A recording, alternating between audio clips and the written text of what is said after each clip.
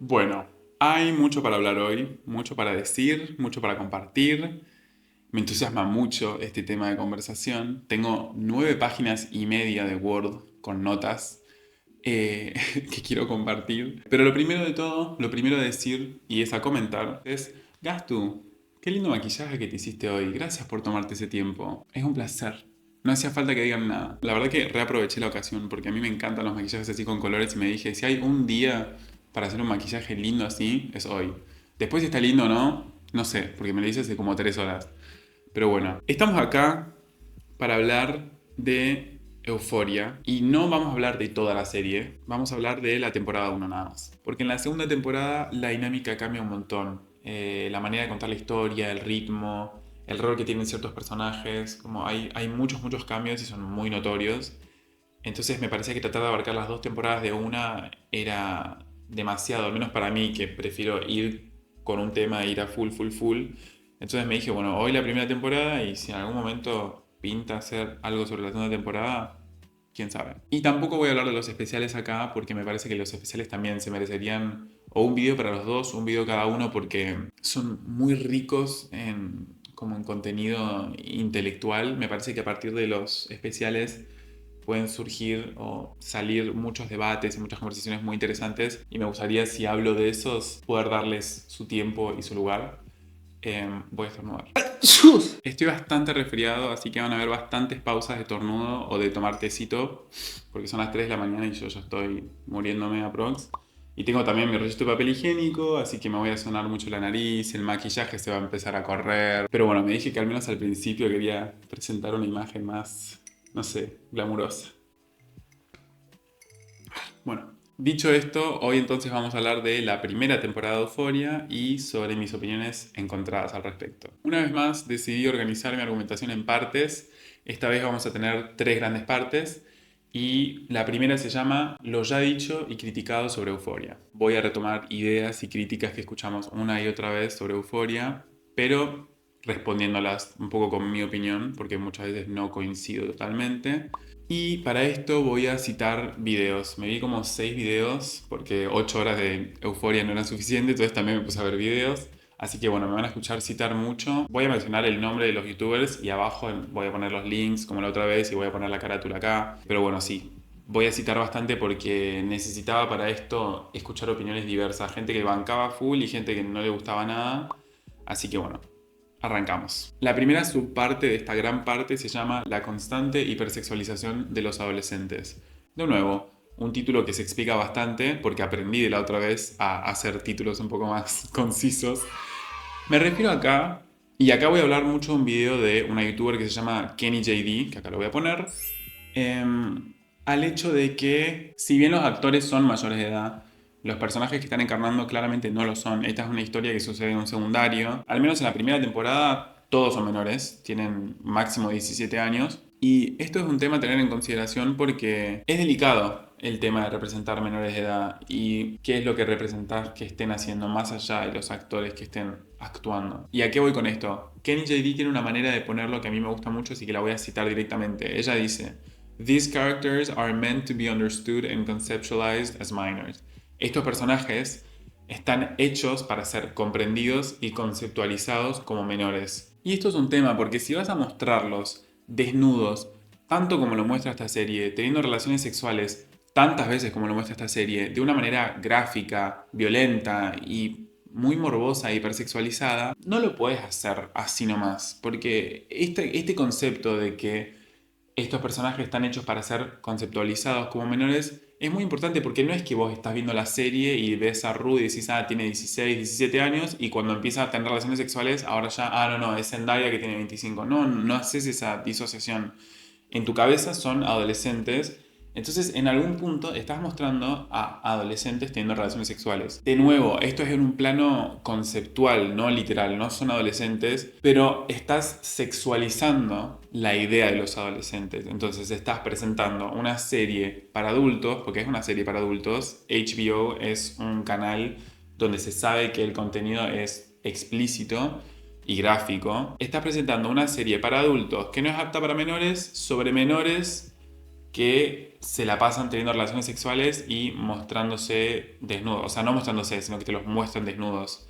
Entonces, ojo, porque como vengo diciendo en el video, no es que están sexualizados, están hipersexualizados. Es realmente a otro nivel. Entonces, a mí me choca un poco la idea, y a este youtuber también, y a un montón de gente, de que tengamos a un montón de adultos mirando a pseudoadolescentes hipersexualizados, teniendo un montón de relaciones sexuales gráficas, morbosas, muy violentas también. Es como raro y además en muchos casos ilegales con adultos. Entonces ahí hay una cosa muy rara y me parece que no hay que dejar de mencionarla.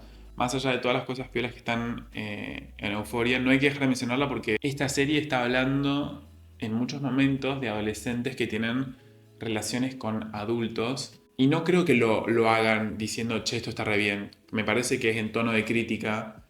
Pero entonces, ¿por qué estás mostrándole a adultos, adolescentes, constantemente sexualizándolos?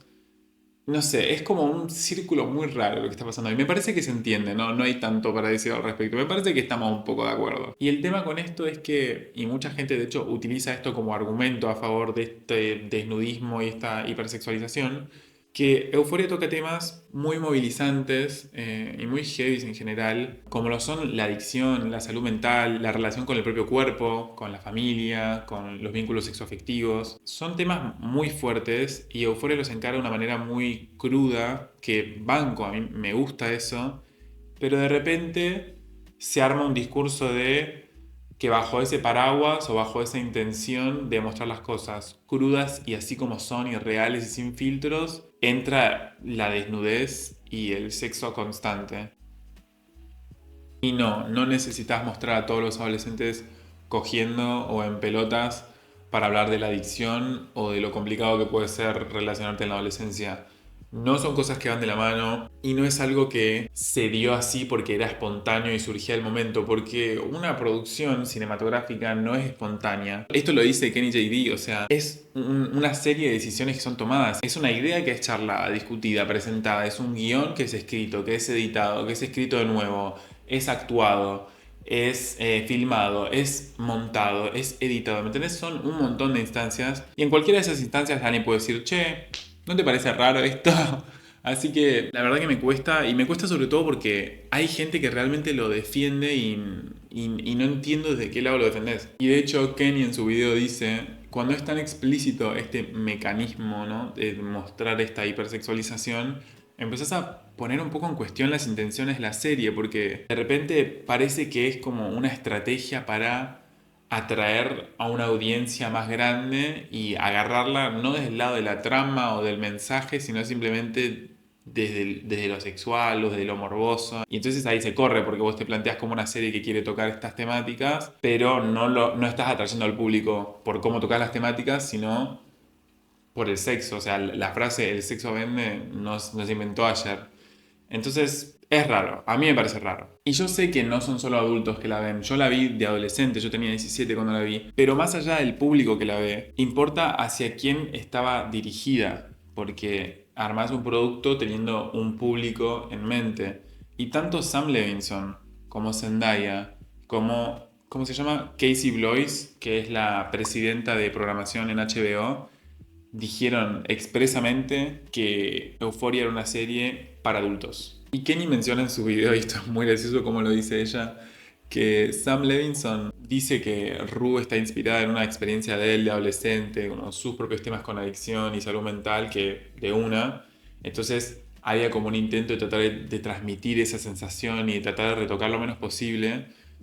Pero Kenny dice, explícame cómo el hombre blanco de 35 que tuvo 16 hace 15 años tiene una vivencia similar a la chica birracial que tiene 16, 17 años en 2019 con toda la tecnología. O sea, ¿por qué de repente todo eso sí puede cambiar, pero no le puedes dar 2 años más al personaje y que tenga 18? ¿Me entendés? Como que no viene a justificar la edad. Y a esto yo igual le respondo a Kenny, porque Kenny vio solo un capítulo y dijo nunca más veo esta serie entera, que para mí es imprescindible que sean menores de edad. Y lo voy a hablar en otro momento del video. Esta serie tiene que suceder en el secundario porque si no, no se sostienen un montón de cosas.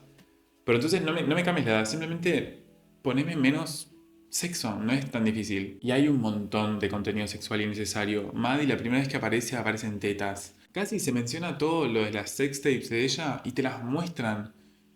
¿Qué? O sea, tipo, hacía falta, no puedes mencionar que tiene sex tapes y nudes, que hay chabones que se las pasaron. Después casi también tiene la escena del carrusel en el episodio de carnaval. A Jules le hacen vestirse primero con ropa toda cortita y además como medio de nena. Eso es muy raro también, es muy turbio. Como que hay muchos momentos en los que se tomó una decisión sobre cómo mostrar a los personajes y dijeron, ah, sí, vamos a ir por acá. Y es claro. Y son muchos estos momentos. Y es más, quiero subrayar que más allá de las escenas de sexo donde hay exposición de las dos personas, las escenas en las que solo tenés a una persona desnuda generalmente son de chabonas. Aparte la del vestuario de Nate, que Nate está ahí y se quiere matar porque hay un montón de chicos en bolas, o cuando Nate se ducha después de cagarlo a piñas a Tyler, siempre son mujeres. O sea, Maddie, la primera toma que tenemos de Maddie es Maddie en tetas, hablando de sus tetas. De Kat vemos también todo lo que hace por videollamada. Jules la vemos en tetas constantemente sacándose fotos, o después vemos la foto que le sacaron. O sea, hay una serie de decisiones que van por ese lado que son returbias. Returbias, listo. Y respecto a esto también quiero hacer mención de que en el segundo capítulo McKay le pide nudes a Cassie y ella se las manda y nosotros vemos la escena en la que se las saca, pero hay una cortina y hay una luz, entonces vemos su silueta y ella sacándoselas. Entonces, si en ese momento podés tomar la decisión de mostrarnos eso así porque te parece más lindo, más estético o lo que vos quieras, entonces no te puedes hacer el boludo después de que no podrías haber hecho alusión a todos los hechos sexuales que tratás en la serie sin necesidad de mostrarlo o mostrarlos tan gráficos o mostrarlos constantemente. Así que, como dice Tinoir, que es otra youtuber que voy a mencionar hoy, no hay justificación para la desnudez, así que no la trates de buscar. Y es eso, no hay explicación. Y para cerrar este punto sobre la sexualización, ¿qué onda esto de que en la serie hay una crítica, o al menos de parte de Ru, de los chabones que crean sitios con contraseñas mandándose las nudes que les mandaron chicas? ¿Qué onda con esa crítica cuando de repente medio que la serie está haciendo un poco lo mismo? Porque es un sitio que tenés que pagar para acceder y ves personas que actúan de adolescentes menores teniendo relaciones sexuales. Hay como hay como toda una cosa rara ahí, pero bueno, la realidad es que esto a mí me genera mucho ruido. De hecho, la primera vez que la vi los primeros dos capítulos y fue como, no, vi el primer capítulo y dije, no quiero ver esto. Pero bueno, después vi el segundo y el tercero porque quería ver algo mientras que almorzaba y la terminé viendo entera y me terminó gustando. O sea, me parece que es terrible y hay que discutirlo, pero también me parece que esta serie viene con un montón de otras cosas muy interesantes que vale la pena tener en consideración y no cancelar por completo. Así que bueno, habiendo ya cubierto esa parte de la argumentación, que de nuevo no es menor, me parece que es muy importante, si bien a mí me gusta la serie y banco la serie y la sigo volviendo a ver y la elijo, me parece que tenemos que seguir mencionándolo. Pasemos a la segunda subparte de esta parte, que es los personajes. Porque hay mucho debate respecto a los personajes, porque, bueno, claramente tenemos a Ru, que es la protagonista, pero los otros personajes secundarios, que hasta me da cosa llamarlos secundarios, tienen mucho protagonismo, mucho tiempo de pantalla y nos muestran mucho de ellos. Y de ahí se dispara la pregunta de, ¿estos personajes están bien construidos o no? ¿Son medio cliché o no son medio cliché? ¿Qué pasa ahí? Otro youtuber que vi para hacer este video, que se llama Miptop, dice que estos personajes de Euphoria son tan desagradables como poco identificables para nosotros, como que no nos identificamos con ellos, pero que a lo largo de la serie él fue apreciando cada vez más los sentimientos y los pensamientos encontrados que le generaban. Y me parece que esa es un poco mi experiencia también. No termino de tener una idea muy formada porque siento que cada vez que la veo pienso algo distinto. A veces me parecen más superficiales, a veces menos. Pero bueno, vamos a tratar de ir viendo algunos personajes y tratar de desglosar algunas ideas. Y obviamente vamos a empezar hablando de Rue. Y no solo de Rue, sino de todo el debate que hay alrededor de su personaje y de la serie, de si estamos hablando acá de una romantización de las enfermedades de orden de salud mental y del consumo de drogas heavy, tipo narcóticos, como lo que hace ella.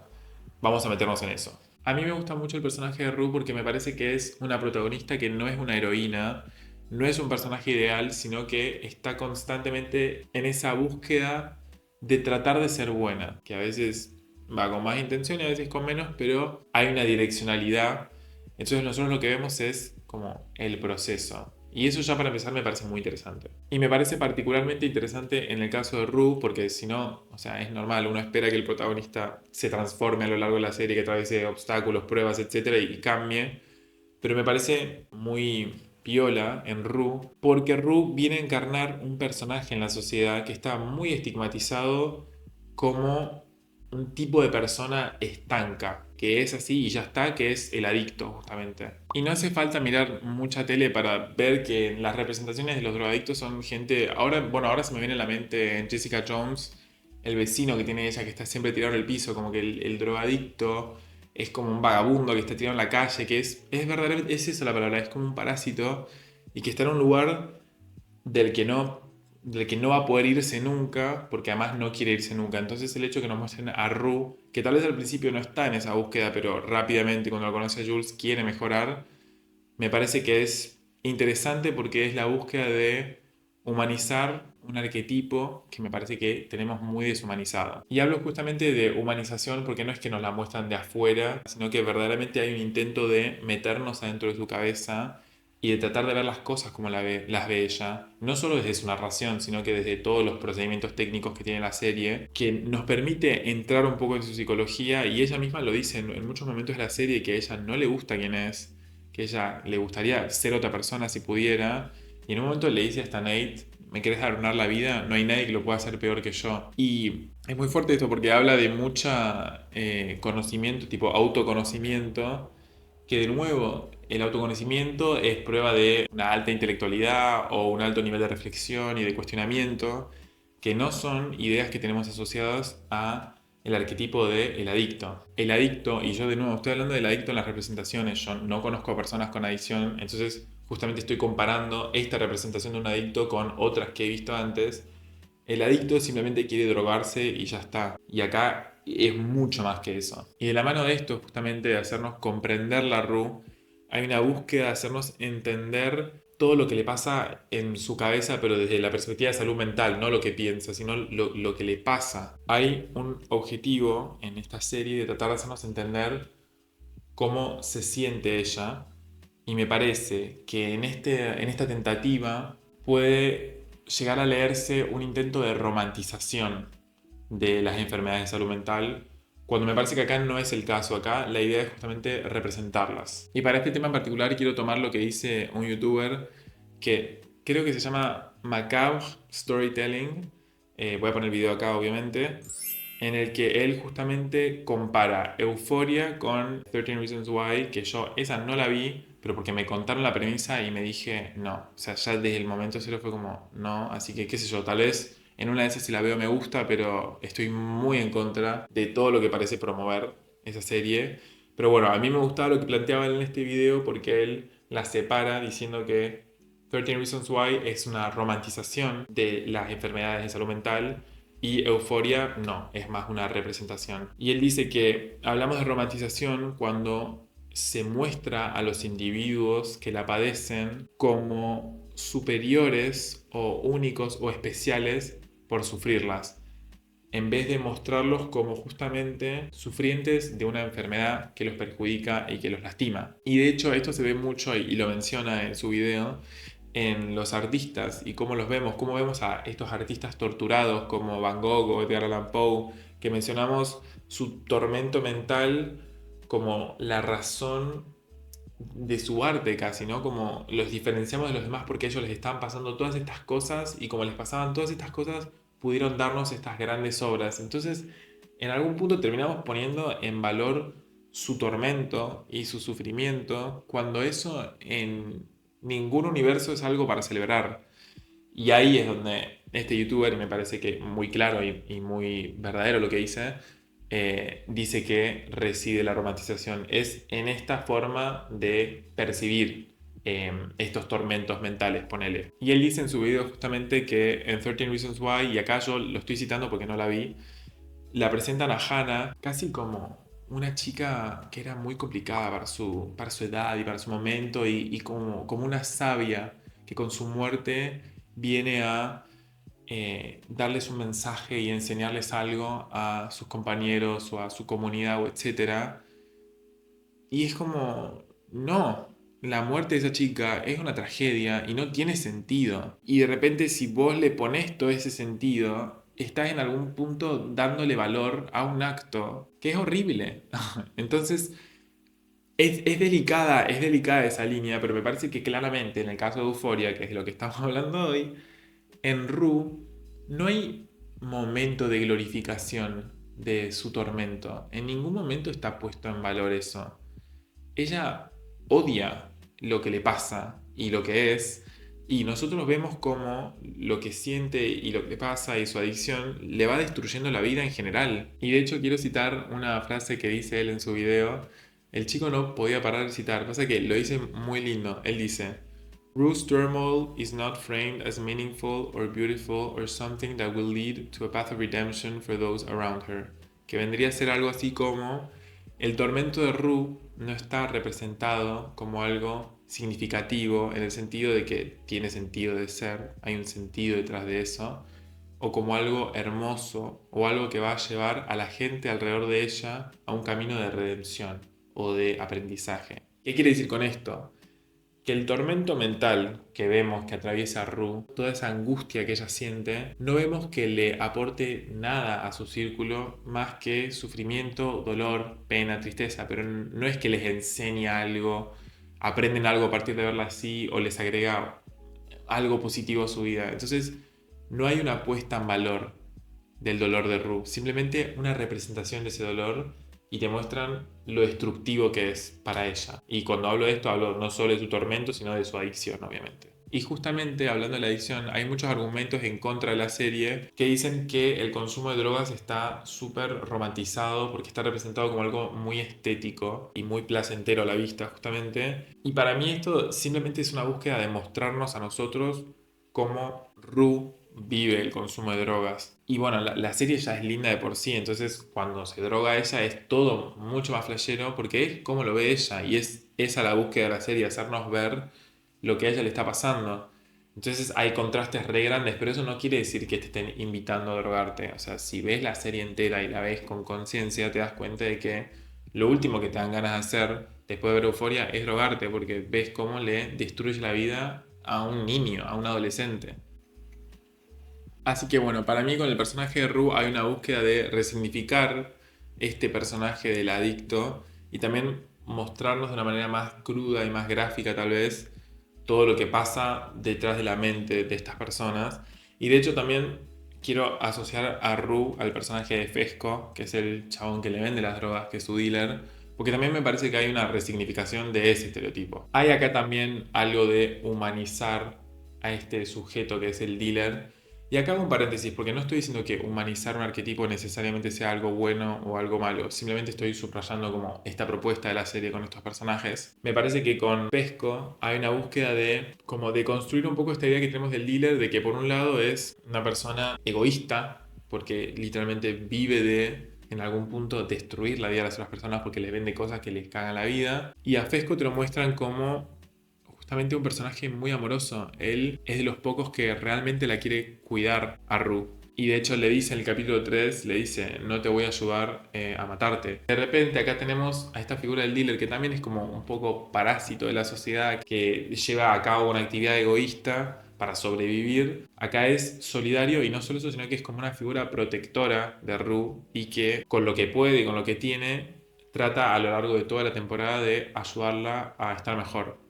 Y bueno, no tengo mucho más para decir sobre él, pero me parece interesante también esa propuesta. Y con esto dicho, voy a pasar al personaje de Nate, que posiblemente es el personaje más complejo de toda la serie. Y bueno, para él y para algunos personajes más que siguen, voy a retomar cosas que dice Tinoir en su video. Ella dice en su video que en Euphoria, si le sacas todo el shock value y todas esas cosas muy por encima que te llaman mucho la atención, te encontrás con personajes que son bastante cliché solo que están puestos en situaciones muy imposibles y muy límites, entonces bueno, actúan de ciertas maneras inesperadas, entre comillas. Y justamente con Nate pasa algo todo esto porque es el chabón blanco, cis, hétero, musculoso, que tiene la novia, que tiene ira reprimida y que no sabe cómo canalizar sus emociones y se lleva mal con su papá y tiene homofobia internalizada. Y parece justamente todos estos clichés, pero es muy particular como la psicología de él y la situación dada de su personaje. Y yo quiero indagar en el personaje de Nate porque si no pasa mucho esto que Teen Noir en su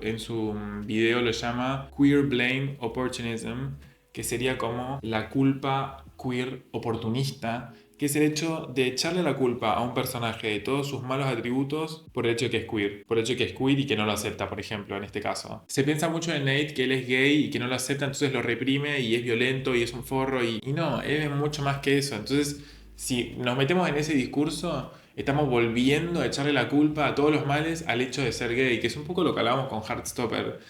Y me parece que esa visión no solo es simplista, sino que también es homofóbica, pero sobre todo es simplista. Es simplista porque está claro que lo que a Nate lo traumatiza es lo que ve en esos videos de su papá, pero no lo traumatiza porque el papá está con otros hombres. Lo traumatiza porque Nate tenía 11 años, era su primer acercamiento más real al mundo sexual y era viendo algo que no solo no era una ficción, porque a mucha gente le pasa que es a través de la pornografía, que es una ficción y son actores y lo sabemos todos, sino que era algo real, era algo en lo que estaba involucrado su papá. Y era algo súper violento y súper gráfico con hombres más jóvenes que él. Entonces es una mezcla de cosas que no tiene que ver solo con el hecho de que el papá estaba con otros hombres. Y a esto se le agrega que estos videos que él encuentra están escondidos y es algo que solo él vio, entonces se le agrega esa cuota de estoy solo con este secreto, solo yo lo sé y no lo puedo compartir con nadie. O sea, es muy particular de esa situación que tiene mucho más que ver con la orientación sexual del papá. El problema de Nate es con su papá y el miedo que le tiene a su papá. De hecho, en la primera temporada tenemos una escena re dura en la que se empiezan a pelear y el papá se pone arriba de él y lo empieza como a violentar y Nate empieza a llorar y después como que se empieza a golpear la cabeza. O sea, claramente hay mucho miedo y un montón de cosas conflictivas que le pasan con el papá. De hecho, en la segunda temporada, y lo menciono porque viene a la conversación, creo que hasta tiene un sueño de índole sexual con el papá, como si él fuese Jules. Entonces hay como todo un tema ahí que tiene que ver con el papá y con que el papá es un horror porque el papá lleva una segunda vida, que no la escondió bien, que el papá le pone un montón de presión desde que es chico. Entonces decir que gay es un decir que Nate es un gay reprimido y que por reprimirlo es tan violento y es tan horrible es pasar completamente al lado del punto que la serie quiere que entendamos. Y esto no quiere decir que Nate no tenga un prejuicio particular o un conflicto específico con las personas de la comunidad LGBT, porque lo tiene. Tiene un tema con los hombres, o sea, lo vemos en esa escena del vestuario y en general con la gente de la comunidad. Hay un tema que lo moviliza a él, pero esto no quiere decir directamente que él sea un gay reprimido. De hecho, que a Nate le atraiga a Jules no lo hace gay porque Jules es una mujer. Y de hecho él se lo dice. Ella le dice en un momento, ¿te das cuenta que nos encontramos en una aplicación de gays? Y él le dice, sí, donde conocí a una chica hermosa. Y es eso, Jules es una chica. Entonces también hay mucha transfobia en ese discurso de Nate es un gay reprimido. Porque es como no respetar y no entender la identidad de Jules. Así que bueno, quería hablar de eso porque, porque me molesta mucho todos esos discursos porque esconden homofobia internalizada discreta, transfobia internalizada discreta y quería como desmantelarlo. En pocas palabras, Nate está montado para parecer un cliché, pero la realidad es que tiene un montón de capas y de esas capas su orientación sexual es la menos interesante, la verdad. Y ahora pasamos entonces a Cassie y Maddie, que son dos personajes que son muy criticados. Se ha criticado mucho a la serie por cómo las construyeron a ellas, así que vamos a ver un poquito por qué. Cassie es el estereotipo de la chica adolescente que tiene daddy issues y que no sabe cómo relacionarse con los varones y cómo recibir amor de los hombres y cómo relacionarse con el sexo y la atención masculina en general. Y que esto resulta en una baja autoestima y además ella es muy sensible, entonces siempre termina en situaciones de mierda en la que los chabones terminan siendo muy malos con ella y ella termina triste, mal y llorando. Ese es un poco el discurso general sobre Cassie, que es una chica con daddy issues, muy llorona, que no se sabe relacionar con los chabones. A mí me parece que ella es más que eso. Sí me parece que está basada sobre ese cliché de la misma forma que Nate está basado en el otro cliché. Pero en particular en la temporada 2 se ahonda más en su psicología y en quién es ella. Pero hay algo que sí para mí ya se puede ver desde la temporada uno, que es la sensibilidad de ella. Muchas veces se habla de Cassie y se dice que es llorona, pero para mí su sensibilidad, esta vez que estuve mirando la serie con un ojo más atento, me parecía que estaba muy justificada. O sea, son los hombres de su vida que la hacen sentir como que es una llorona y que se queja todo el tiempo, pero en realidad muchas cosas son muy válidas, como lo que le pasa cuando McKay le dice a Nate que no está en una relación, o cuando le pasa lo de que se da cuenta que está embarazada. O sea, todo lo que le pasa es muy legítimo, pero el discurso de los chabones es como, uy, ya estás llorando de nuevo, uy, estás haciendo toda una historia. Y me parece que esta última vuelta que la vi, su sensibilidad es mucho más interesante y mucho más profunda que simplemente una chica llorona que llora todo el tiempo. Y es más, a mí casi, sobre todo en la segunda temporada, pero bueno, acá también me parece bastante impredecible en algún sentido. A mí, la verdad, a mí me cae bien casi, a mí me gusta. Pasa que me gusta mucho la actriz, pero bueno, ese es otro tema.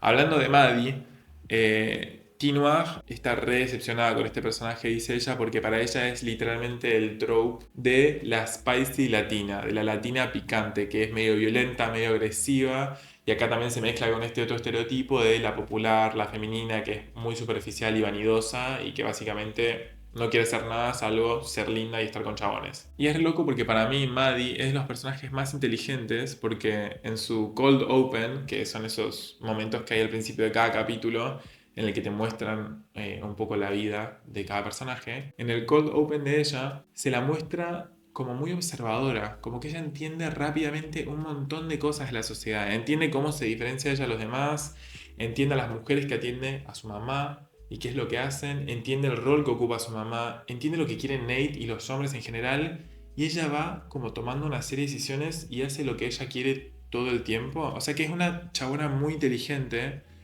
pero es verdad que teniendo esta visión de Tino Ag, esta vez que volvió a ver la serie, no se le da mucho protagonismo. O sea, casi que la existencia de Maddie en esta temporada pasa por su relación con Nate y nada más. Y me parece re loco porque, perdón, voy a mencionar también la temporada 2. En la temporada 2 simplemente existe en la fantasía de Nate y en el miedo que le tiene Cassie. Y me dejó pensando mucho. La verdad que quiero pensarlo más el tema y me gustaría volver a verla y seguir tratando de analizarla más a Maddie, pero es muy decepcionante porque es un personaje que tiene mucho para ofrecer y es verdad que se queda muy unidimensional. Y así llegamos al último personaje al que quiero hablar, que es Kat, porque Kat tiene mucha visibilización, esta temporada está muy presente y vemos un arco muy grande de ella, va pasando por distintos momentos.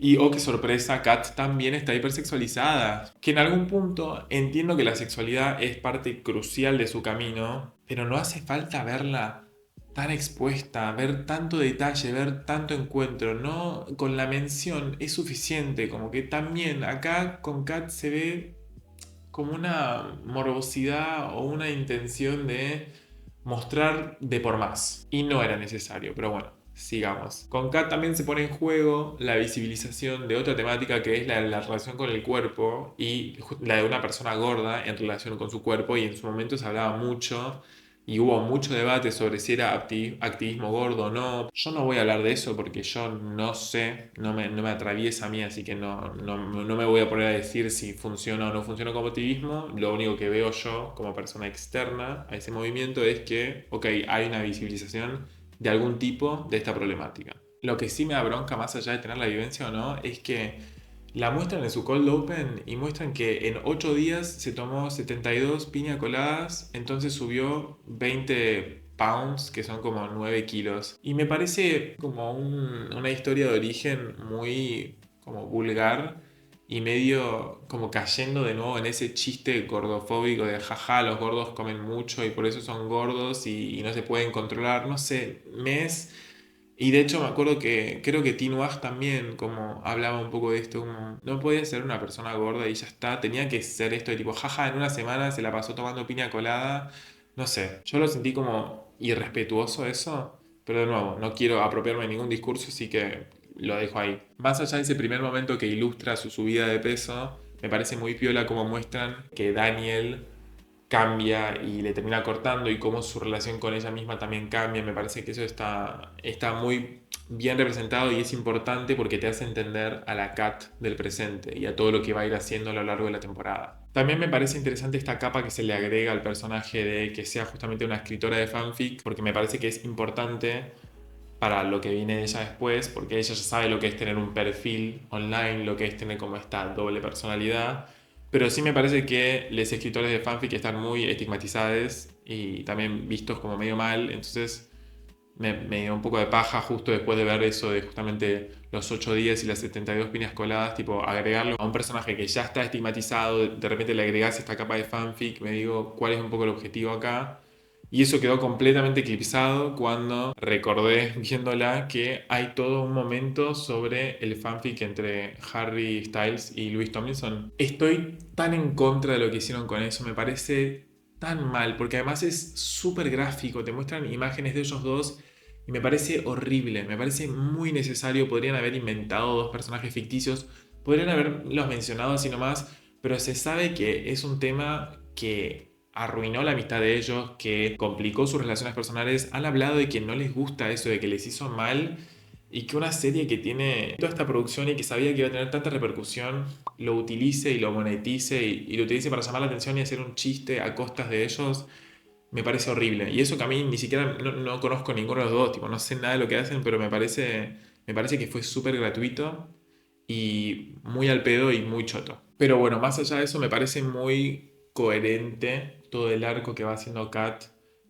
a lo largo de la temporada. Me parece que no hay que confundirnos. No es una chica empoderada, es una chica de 16 años que está prostituyéndose y es como medio un abuso lo que pasa con estos otros hombres mayores que hacen webcam con ella. Sin perder eso de perspectiva, me parece que hay una continuidad en lo que ella va haciendo. Es muy interesante ver su relación con Ethan y cómo va y cómo viene y cómo va y cómo viene con las inseguridades. De hecho, me parece muy piola el final de la temporada para ella, que termine con Ethan, me parece que tiene mucha coherencia con lo que viene.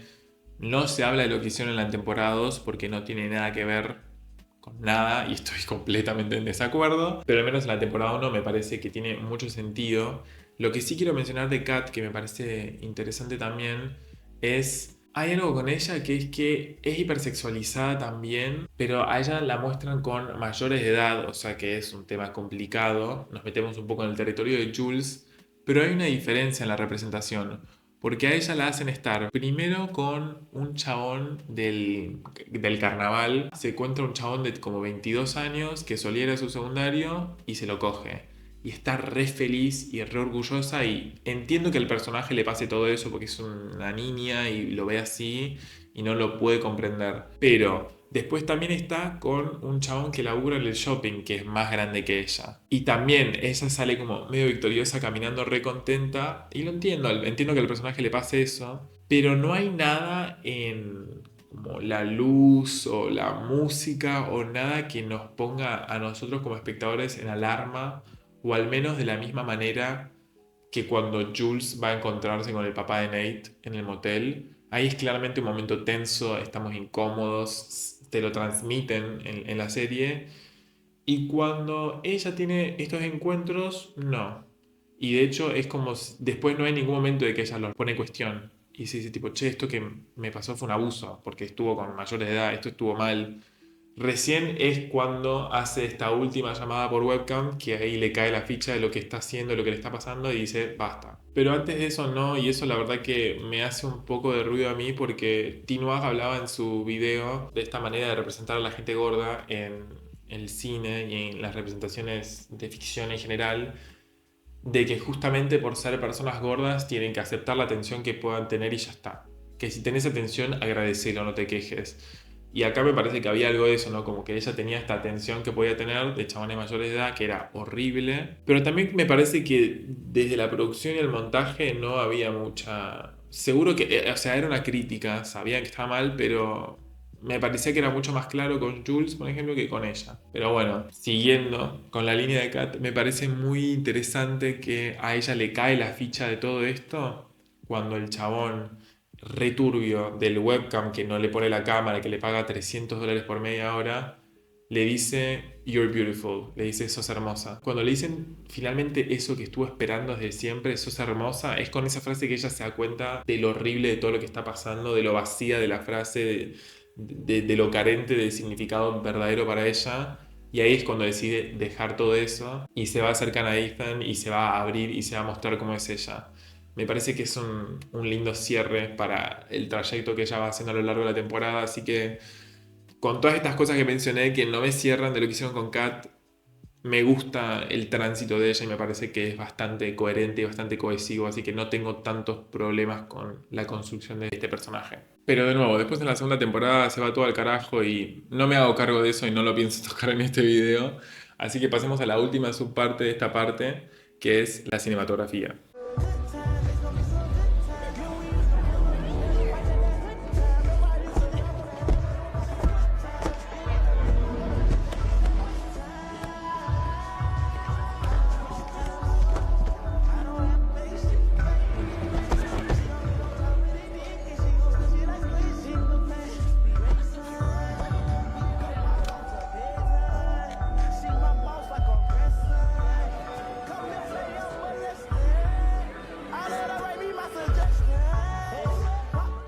Todo el mundo dice Euforia y sobre todo cuando la critica y no le gusta, sí, la verdad que la cámara, la estética es re linda, pero pa.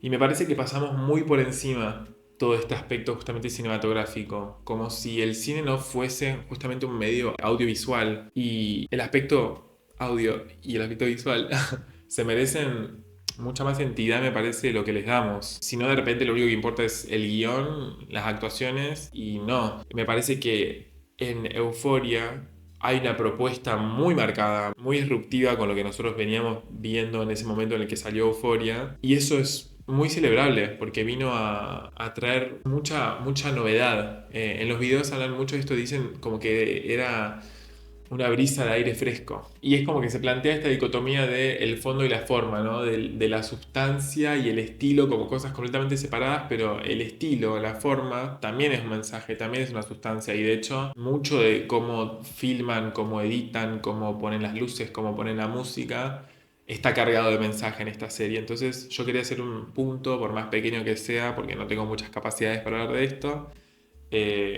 para mencionarlo, porque me parece que tal vez lo pasamos muy por arriba diciendo es muy lindo y ya está, sin analizarlo mínimamente. Sacando del camino el argumento más obvio que es trata temas horribles y es estéticamente muy agradable y hay una tensión entre esas dos cosas, algo que a mí me atrae mucho de Euphoria es que cada capítulo está como pensado como una película. Hay un nivel de producción que es una locura. Y con esto voy a que la serie es muy generosa en querer mostrarnos mucho, me parece, y de manera exhaustiva. Es casi como si, bueno, este es el último capítulo y lo damos todo. En cada capítulo me da la sensación de que hay verdaderamente un hincapié sobre lo audiovisual y sobre los símbolos y los mensajes que te llegan a través de lo que ves y no necesariamente toda la narración de Rue o los diálogos.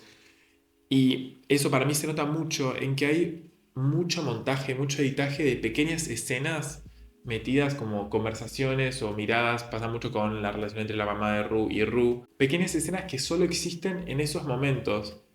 Y para hacer esas escenas hubo toda una producción, el vestuario, el diálogo, la cámara, las direcciones, todo lo que implicó hacer esas pequeñas escenas que duran 4 segundos. Pienso, por ejemplo, hay una escena en la que Rue dice, ya sé que esto es recancelable, pero si pudiera yo, y es ella pegándole tiros a Nate, mientras que Nate está atado en una silla prendida a fuego, y están ella y Jules tiene un vestuario además que es una locura, las dos súper maquilladas, peinadas, y esa escena dura 4 segundos. Y vos te decís, armaron todo ese setup para hacer una escena que no iba a durar nada. O sea, hay algo de que no escatiman, no son ratas. Y es muy interesante porque es una propuesta, te muestran más de lo necesario para entender la trama. Te muestran cosas que tranquilamente puedes sacar y no cambia casi nada, pero eligen mostrarlas y a mí me parece muy interesante eso. Todavía no sé bien por qué, pero me parece muy atractivo. Hay un enfoque primordial, y esto yo lo voy a hablar bien en otra parte, que es en centrarse en los personajes, más allá de la historia y de la trama. Y a mí me parece que la cinematografía nos propone entenderlos desde la mayor cantidad de formas posibles. Es decir, no solo de lo que hacen y lo que dicen, sino de cómo se relacionan con todos los personajes por separados. Cómo se relacionan en distintos espacios. Pienso, no sé, Rue cuando está tratando de entender por qué Nate y Jules hay algo, entonces vemos toda una escena que es ella investigadora, o cuando hace la clase sobre dick pics. Innecesario completamente, pero es una manera de ver otro aspecto de la personalidad de Rue. Hay como muchas escenas así agregadas que no son necesariamente necesarias, pero que agregan a la comprensión que tenemos de los personajes. Pienso también en cómo nos muestran a Rue en ese episodio que no puede pararse para ir al baño y en vez de decirnos Rue no podía salir de la cama, estuvo una semana en cama, eligen hacer toda una producción para mostrarnos ella cómo se va muriendo con lo que le pasa en la panza, y lo mismo con la toma de Cassie patinando en el último capítulo, que es como un paralelismo a todo lo que va pasando en el episodio. Y también desde otro punto de vista, hablando de la cinematografía, simplemente que lo espectacular, las luces, los ángulos, todo el capítulo 4, que es el capítulo del carnaval, es una locura. Ya desde la primera toma, que es bastante larga, que más que larga en tiempo es larga en distancia, eh, ya desde esa primera toma todo es muy zarpado, hay tomas hermosas de los personajes con los fuegos artificiales detrás, con las luces y eso mezclado con la música, o sea, la cinematografía es muy zarpada. Pero bueno, ahora quiero irme más por este camino de cómo eligen contarte la historia a través de esto que mencioné recién, de enfocarse en los personajes. Hay también algo muy particular en cómo arman la narración de la trama, cómo van construyendo la sucesión de acciones. Entonces esto nos lleva a mi segunda parte, que es lo no tan dicho ni criticado sobre Euphoria. Y arranco justamente con la estructura narrativa de la serie, que yo no vi muchos videos o no escuché generalmente conversaciones que hablemos tanto de ese aspecto de Euphoria. Me parece que desde el primer momento del primer capítulo, después del cold open en el que nos muestran a Rue y cómo es ella, ya se nos revela esta dinámica que mencionan los personajes, porque la empezamos a ver a Rue que va a ir a comprar marihuana, entonces lo vemos a Fesco que se cruza a Nate y lo vemos a Nate, que Nate la ve a Jules en bicicleta, que Jules le manda un mensaje a Kat, que Kat está con Maddie, y eso ya te muestra cómo esta serie va a ser un enfoque en sus personajes, más que en la trama y en los hechos. Y una vez más, voy a citar a uno de los youtubers que vi, este se llama Friendly Space Ninja, y él dice: The show is not necessarily interested in having a plot that goes from point A to point B.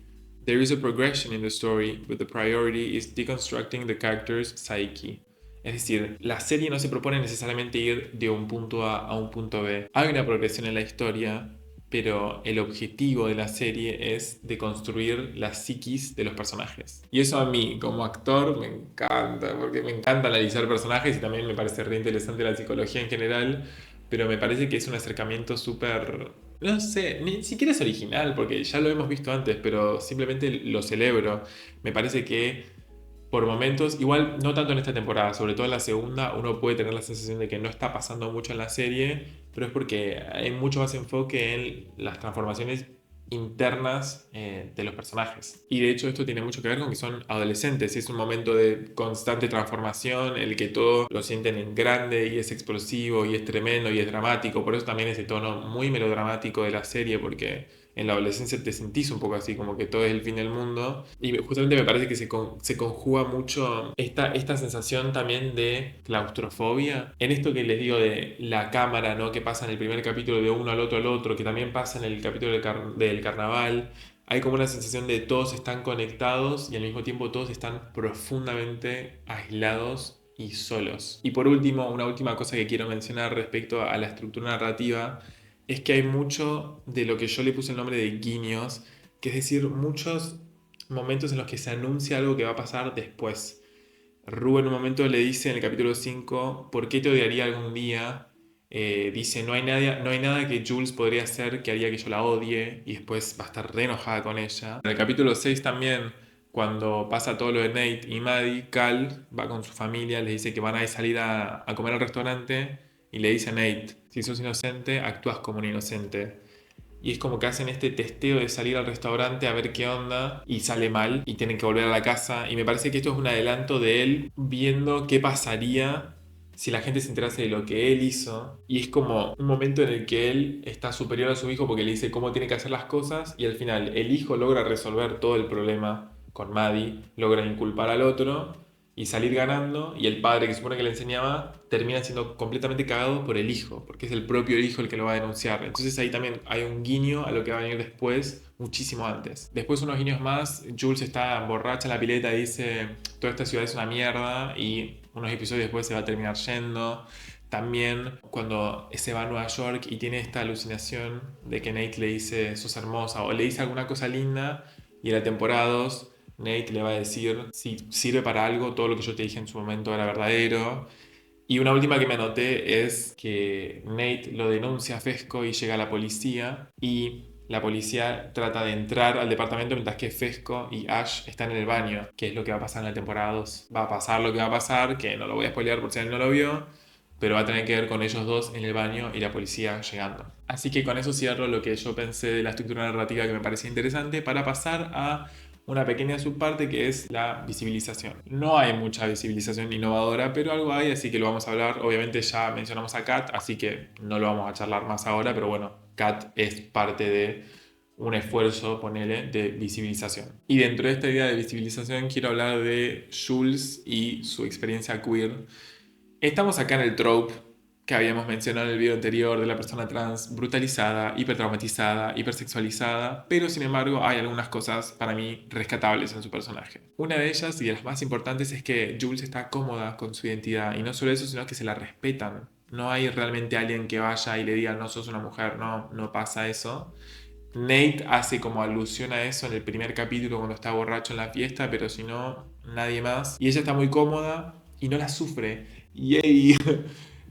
No la sufre, y me gusta algo más incluso de la relación de Jules con su identidad de género, que si bien cuando vos ves su cold open y cuando ella también habla con la amiga en Nueva York, te das cuenta de que su transición hormonal la ayudó a sentirse mucho mejor. Hay algo de que no nos mostraron a la persona típica que nos muestran cuando nos muestran a una persona trans en las representaciones de la tele, que es una persona que hizo como la transición biológica entera, no sé bien en qué términos plantearlo, como que Jules no transicionó por completo, si es que hay una forma de transicionar por completo, y a eso a ella no le causa ningún problema a nivel de su identidad, y eso a mí me parece genial. Porque seguimos en una sociedad en la que el género está muy asociado a la genitalia, y la gente lo sufre mucho cuando eso no coincide, de nuevo, todos estos términos con muchas comillas. Entonces me pareció re interesante mostrar este personaje que eso no le causa ningún problema y es una mujer corta.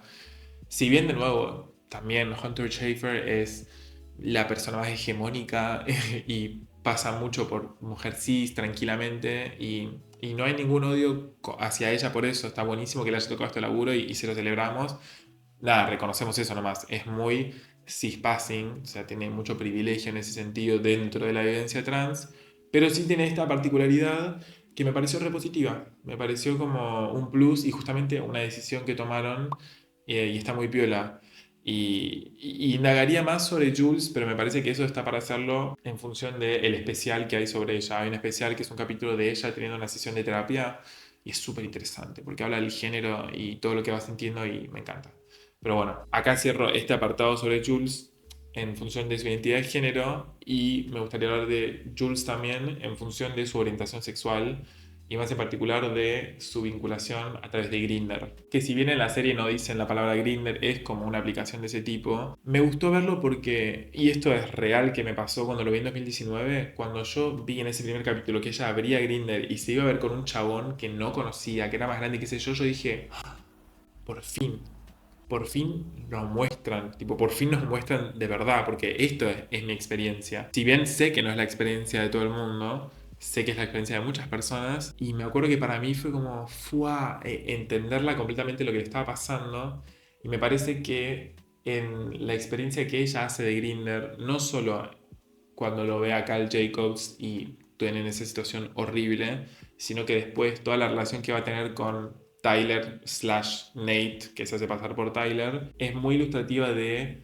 algo que yo mencioné en el otro video, que era la soledad queer en la adolescencia. Esa sensación de que no hay amor para vos, no encontrás esa persona y no la vas a encontrar en tu círculo. Entonces o no existe o la buscas donde puedas, en el formato que puedas. Si es online, va a ser online. Si va a ser más grande, va a ser más grande. ¿Me entendés? Si te va a tratar mal, te va a tratar mal, pero como tratando de buscar ese amor que no tenés en la inmediatez. Porque si bien es horrible todo lo que le hace Nate, es una psicopatiada completa, es muy interesante porque Nate entra directamente a través de las heridas de ella. Me acuerdo que en un momento le escribe I'm fascinated by you, estoy fascinado por vos, que es literalmente el mensaje opuesto al de la sociedad, que es me asqueás, no te entiendo, alejate, lo que te pasa no es válido, no es verdadero. Él como que le dice lo contrario y entra así. Y me parece que el hecho de que entre así de fácil no habla de que Jules es débil o que es tonta o que es ingenua. Habla de que Jules está desprotegida por esa sociedad, ¿me entiendes? En la que vive, porque Jules no recibe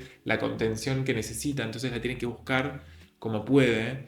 Y ella le dice en el capítulo 3 a Ru, porque Ru le dice, no sé, a mí me da un poco de cosa este chabón con el que te querés ver. Ella le dice, esa es la diferencia entre vos y yo. Yo no siempre tengo el privilegio de conocer gente frente a una audiencia. ¿Qué querés vos? ¿Qué querés vos? ¿Querés saludar? Mirá. ¡Ay, qué lindo que sos! Bueno, chao. Así que bueno, remarcando a Jules como este ejemplo de la sensación de soledad queer en la adolescencia, cierro esta parte y paso a la siguiente. Esta última subparte es más cortita y medio tonta, pero es básicamente, no siento que hablamos mucho de lo entretenida que es Euphoria, porque sí, es verdad que reposa mucho sobre el shock value, que es el valor de shock, que ya lo mencioné en otro video, pero un montón de películas se apoyan sobre eso. Pienso mucho en Tarantino, por ejemplo, o sea, es una herramienta más y me parece que no es la única a través de la que Euphoria logra construir su atractivo y el hecho de que sea tan entretenida, no pasa solo por el shock value. Pienso, por ejemplo, que construyen la tensión de una manera muy zarpada entre las luces, la música, la cámara y las situaciones que construyen. La tensión es como que la sentís en los huesos cuando Jules lo va a encontrar a Cal, cuando Fesco está yendo a robar, cuando Rue está en lo de Fesco y aparece Mouse y le hace probar la droga y ella como que no quiere, no quiere y es horrible, es realmente terrorífico, me parece muy... No lo analicé lo suficiente como para poder decirles cómo lo construyen, pero sí que reconozco que hay una maestría a la hora de justamente generar esta tensión. Y por otro lado, casi opuesto, es muy entretenida porque es muy graciosa Euforia. Y eso también lo pasamos muy por encima, porque sí, son vivencias horribles, tristes, en general es un bajón, pero tiene muchos detalles que son muy graciosos. Pienso, por ejemplo, en la mamá de Cassie y Lexi, que si bien es tristísimo porque tienen una mamá alcohólica, el personaje es muy gracioso y la actriz lo hace re bien. Está lleno de manierismos, de muecas. O sea, hay toda una construcción detrás de ese personaje que permite que no se vuelva unidimensional, porque de hecho cuando a Cassie le pasa todo el aborto, la mamá está ahí para ella y vemos un color completamente distinto de ella, pero si no en general es como ese alivio cómico que está todo el tiempo, pero pienso también en la escena de Rue explicando la diferencia entre las diferentes dick pics que alguien puede llegar a recibir, eso es muy gracioso también. O mismo, bueno, esto es polémico. La manera en la que hablan Cassie y Maddie, me acuerdo que yo la primera vez que vi Euphoria no las soportaba, me parecían insoportables, no entendía por qué hablaban así las actrices, por qué hacían eso, y ahora me encanta, es como una manera de hablar arrastrada, en un tono muy de tonto. Se nota mucho en el episodio del carnaval, que además ahí igual después se drogan, así que están aún más boludas, pero en la escena que se están viendo en los espejos y como que son muy superficiales por momentos y muy taradas y eso me parece muy gracioso y me re gusta, me parece que la comedia es particular en esta serie pero está presente y es bastante fundamental también. Y por último quiero mencionar también, es horrible esto, todo lo de Nate y Tyler, que es un horror lo que hace él, es muy psicópata pero es tan entretenido. Es muy entretenido todo lo que va haciendo del primer encuentro con él y que lo puede manipular. Y la sangre fría que tiene después de ir con Maddie como si nada. Yo lo pensé muy tarantinesco. Como voy y te rompo la cara, después voy y me chapo a mi novia como si nada. Y esa como dicotomía que no sé por qué me causa gracia. De repente me pongo en cuestión y me digo, che, qué cosas te hacen reír. Pero que después al final lo incrimine, logre tipo sacarse los cargos encima porque lo incrimina al otro y va a la fiesta de disfraces vestido de chabón, de prisionero de cárcel también. Es como que son detalles que están como muy pensados para la comedia. Y hablando de detalles pensados, si pueden pensar en esos detalles, podrían poner menos escenas de sexo. Ah, el chabón volvía a lo del principio, pero es verdad, es verdad. Me parece que si algo vimos en todo lo que estoy diciendo es que son muy atentos a un montón de cosas. Podrían haber sido atentos con eso también. Pero bueno, no voy a volver para atrás. Voy a cerrar con mi última parte, que no tiene subpartes, que se llama Lo que no supe meter en una categoría, que son como reflexiones así, nada que ver. Y la primera de todas es la música. Ay Dios, la música de Euforia, chiques, por favor. Sobre todo la de la temporada uno. Yo el año pasado escuchaba el soundtrack de la temporada uno en el colectivo. Si no lo escucharon, vayan a escucharlo. Dios, lo que hizo Labyrinth para esa serie. Después también las canciones que están metidas son geniales. Pero lo que compuso él para la serie, toda la canción del carnaval que dura como 10 minutos, esa estuvo en mis más escuchadas del año. O sea, cada vez que aparecía la música, él pensaba como, no puede ser que esté hecha a medida y perfecta para todo lo que pasa en esta serie. La música es increíble y para mí eso le suma un montón de puntos a la serie. Ahora estoy pensando, claro, es porque sos músico. Como que al final todo era re subjetivo. Bueno, sí, pero me parece que todos estamos de acuerdo que es alto soundtrack. Otro punto súper a favor que tampoco supe categorizar son las actuaciones. A mí Zendaya me flasheó cuando la vi. Yo la tenía re prejuiciada, no esperaba mucho de ella. Yo pensaba que era como una modelo que había actuado pero en Disney, entonces no había mucha expectativa y me re sorprendió. Me parece que es excelente, como que hay un montón de matices en su actuación. De hecho, en la segunda temporada hay una escena, la del pasillo y la puerta, las personas que la vieron van a saber cuál es, que creo que se ganó un premio por esa escena nomás, que además fue improvisada. Zendaya me pareció alucinante, la mamá de Zendaya también, y eso ya lo mencioné. La química que tienen ellas dos es muy zarpada. Me gusta mucho Alexa Demi con todo lo que hace con Maddie cuando está en esa situación de violencia con Nate. Me gusta mucho cómo actúa todo eso, casi con lo del aborto y después en la segunda temporada, Sydney Sweeney, ¿no? Casi. Bueno, Nate. Jacob Elordi, nuestro psicópata preferido.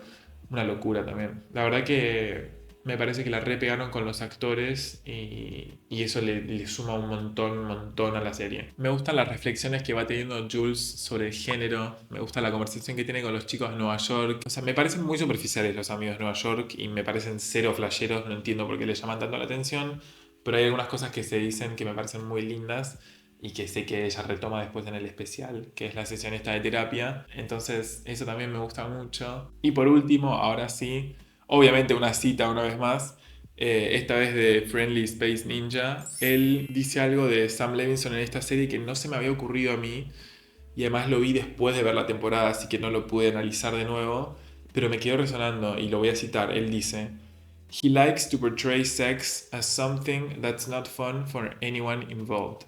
Es decir, que al director le gusta representar el sexo como algo que no es divertido para nadie que lo está llevando a cabo. Y es un poco verdad, estaba pensando y no se me ocurren muchas escenas en las que están, o sea, hay pocas escenas en las que están estando y la pasan bien los dos normalmente, pero si no, es como algo tenso y serio y incómodo y me pareció muy interesante, pero tampoco tengo mucha reflexión para agregarle, así que no la puedo meter en ninguna parte, pero me dije, che, esto está interesante. Así que bueno, estoy hablando hace horas, estoy muy pasado en este momento, no sé cómo estará el maquillaje, pero estoy contento porque pude decir todo lo que quería decir.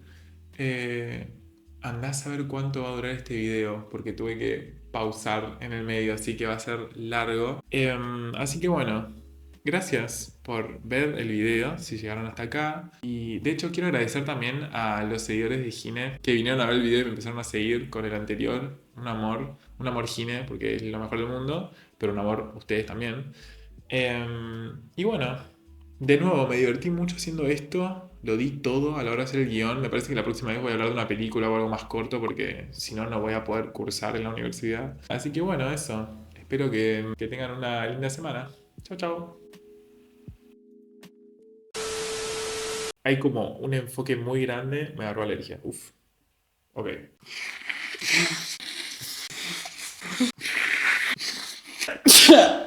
¡Ay, basta!